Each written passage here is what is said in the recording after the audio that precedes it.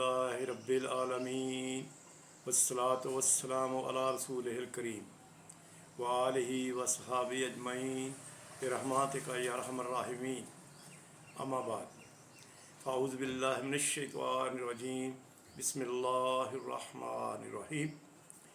میرے پیارے بھائیوں اور میری بہنوں اور میرے بچوں، آج تھوڑا سا میں جیسے کہ ترجمہ کر رہا ہوں قرآن پاک کی سورۃ بقرہ کا، آج تھوڑا سا اس سے ہٹ کے ایک بات کرنا چاہتا ہوں۔ توجہ اور غور سے سننا، اللہ آپ کو اس کی جزا دے گا۔ آج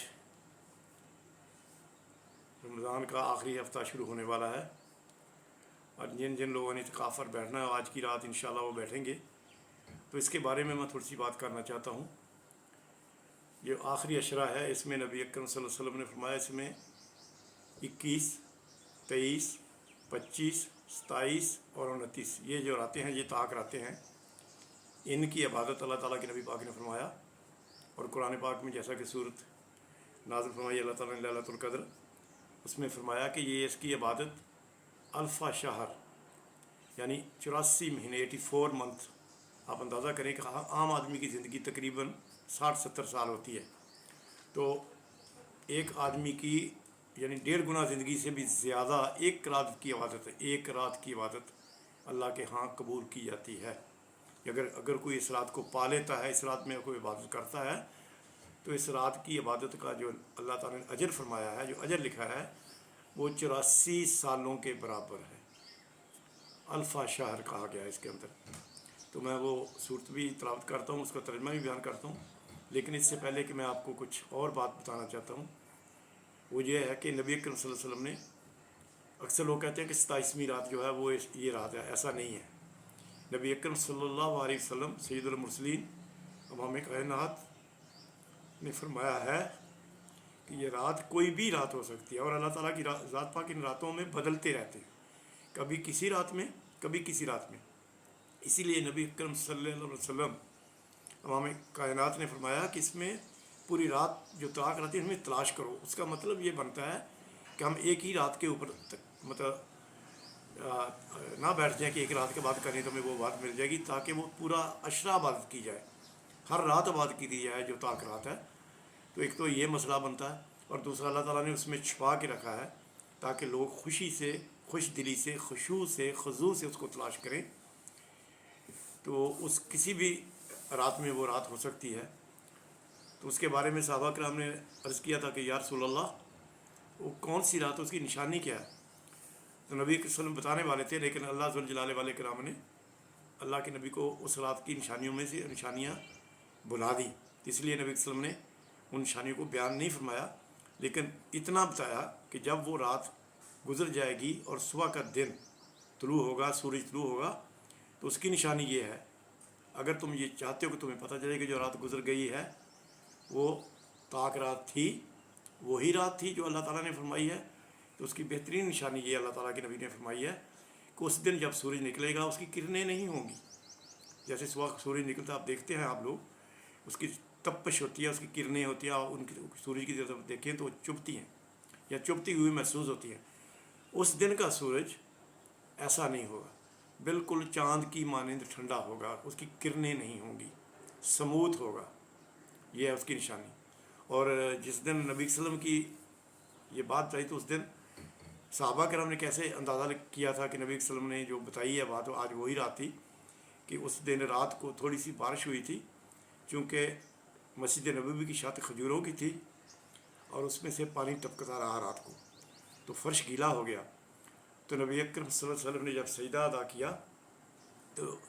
سید المرسلین کے پیشانی پر تھوڑی سی مٹی لگی اور تھوڑا سا پانی وغیرہ لگا ہوا تھا،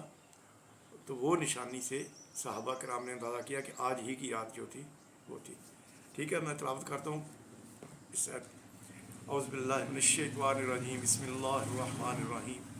انا انزلنا فی لیلۃ القدر وما ادرک ما لیلۃ القدر لیلۃ القدر خیر من الف شہر تنزل الملائکۃ والروح فیہا بإذن ربہم من کل امر سلام ہی حتی مطلع الفجر۔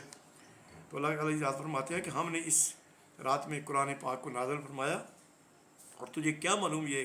رات لیلۃ القدر کیا ہے؟ لیلۃ القدر خیر من الف شہر، 1000 مہینوں سے بہتر ہے، یعنی 1000 مہینوں کی عبادت سے بھی اس رات کی عبادت بہتر ہے۔ تنزل الملائکات والروح، اللہ کے حکم سے اس کے فرشتے اور روحیں اترتی ہیں اس کے حکم سے، فیہا بإذن من ربہم من کل امر،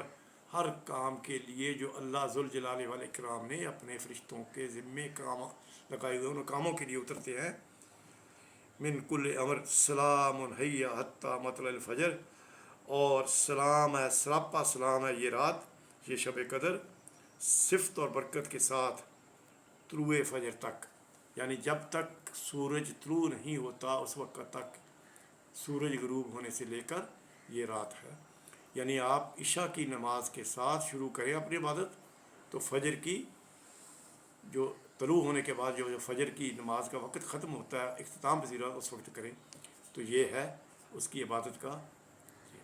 اور اللہ تعالیٰ کی ذات پاک کے پیارے محبوب جو نبی اکرم صلی اللہ علیہ وسلم سید المرسلین امام کائنات سید الانبیاء فرماتے ہیں کہ اگر کسی کو یہ عبادت مل گئی تو اللہ رب العالمین اس کی زندگی کے سارے گناہ معاف کر دیتے ہیں جو اس نے کیے ہو، جو بھی کیے ہو، چاہے گناہ کبیرہ ہو یا صغیرہ، سب معاف فرما دیتے ہیں اس رات کی برکت سے، اور آگے کے لیے وہ توبہ کرے اور پچھلے گناہ اس کے صاف ہو گئے، جس طرح ایک بچہ اپنے ماں کے پیٹ سے پیدا ہوتا ہے۔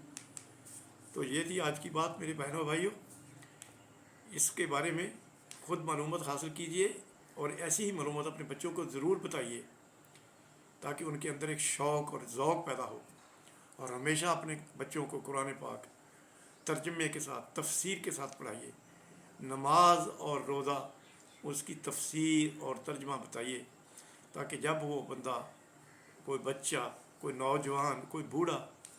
اپنے رب کے حضور کھڑا ہو تو اس کو پتہ ہونا چاہیے کہ وہ ایک عالی مرتبہ ہستی کے سامنے کھڑا ہے اور اس نے بڑے معزز طریقے کے ساتھ اپنی حاجات کو بیان کرنا ہے۔ نماز ایک دعا ہے، اللہ کے نبی نے فرمایا کہ سب سے بہترین عبادت دعا ہے، اور نماز بھی ایک دعا ہے۔ جب آپ نماز پڑھیں تو سمجھ لیں آپ دعا مانگ رہے ہیں، اللہ سے مانگ رہے ہیں۔ اللہ نے خود نہیں فرمایا کہ میں نے اپنے مومنوں میں سورۃ فاتحہ کو تقسیم کر دیا ہے، کچھ حصہ میرے مومنوں کے لیے ہے اور کچھ حصہ میری ذات کے لیے ہے، جیسے الحمدللہ رب العالمین ہم کہتے ہیں تو یہ حصہ میرے رب کے لیے ہے، ہم اللہ کی تعریف بیان کرتے ہیں، اور جب آگے جاتے ہیں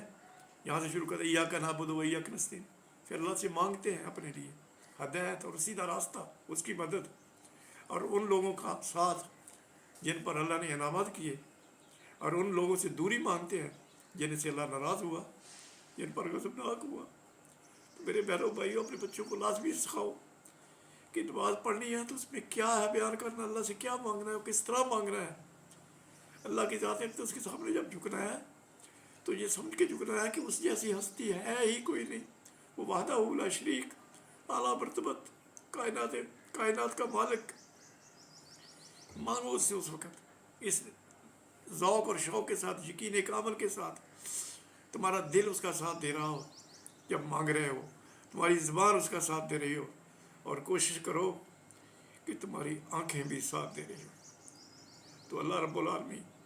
قبول فرمائے گا۔ لیکن کبھی کبھی آپ کا دل بولنے کو نہ چاہے تو پھر بھی خاموشی کے ساتھ، سکون کے ساتھ اللہ کی طرف متوجہ ہو کر بیٹھ جاؤ تو وہ دلوں کی باتیں بھی سن لیتا ہے، بے شک ہم بیان نہ بھی کریں۔ تو لہٰذا کبھی کبھی ایسے بھی مانگو، خاموش رہ کر، توجہ کے ساتھ، یقین کامل کے ساتھ کہ وہ عطا کرے گا۔ وہ کبھی کسی کو لوٹاتا نہیں ہے، خالی ہاتھ نہیں لوٹاتا، لیکن بس غلطی ہماری ہے، ہمیں مانگنے کا سلیقہ نہیں ہے، ہمیں پتہ نہیں ہے۔ ہم کسی دفتر میں چلے جائیں، کسی افسر کے سامنے تو اونچی نظر نہیں اٹھاتے کہ مبادا یہ ناراض ہو جائے، ہمارا کام نہ کرے، لیکن جب ہم اللہ کے سامنے جھکتے ہیں یا کھڑے ہوتے ہیں ہمیں بالکل پرواہ نہیں ہوتی کہ کس ہستی کے سامنے کھڑے ہیں۔ کاش ہمیں یہ علم ہو جائے کہ وہ اعلیٰ مرتبت، وہ اعلیٰ ہستی کائنات کا مالک ہے، ہمارا مالک ہے، ہمیں تخلیق کرنے والا ہے، ہماری سانسیں تک اس کی ہیں۔ وہ ایک آدمی نے، کسی نے شعر پڑھا تھا کہ جان دی ہوئی اسی کی تھی، حق تو یہ ہوا ہے کہ حق ادا نہ ہوا۔ اگر کوئی انسان اللہ کی راہ میں شہادت دے دے اور اپنی جان قربان کر دے تو خدا کی قسم پھر بھی اللہ کا شکر ادا نہیں ہو سکتا، کیونکہ یہ جان تو اسی کی ہے۔ اگر ہم جان دیں گے تو اسی کی چیز اس کو لوٹائیں گے۔ سانس تک آپ کو اس کے ہیں، ہر چیز اس کی ہے، تمہارا کیا ہے؟ کچھ بھی نہیں ہے۔ اِنَّ لِلَّهِ وَإِنَّا إِلَيْهِ رَاجِعُونَ، ہر چیز نے اللہ کی طرف لوٹنا ہے، کیونکہ میرے اللہ کا فرمان ہے اور سب کو ہم اکٹھے کریں گے۔ کوئی چیز ایسی نہیں ہے، نہ آسمان نہ زمین، نہ روح زمین پر نہ آسمانوں میں کوئی مخلوق ایسی ہے جس کو اللہ کی طرف لوٹنا نہیں ہے۔ سب نے ادھر ہی جانا ہے، ادھر ہی حاضر ہونا ہے، پھر وہ پوچھے گا۔ تو اس وقت کے لیے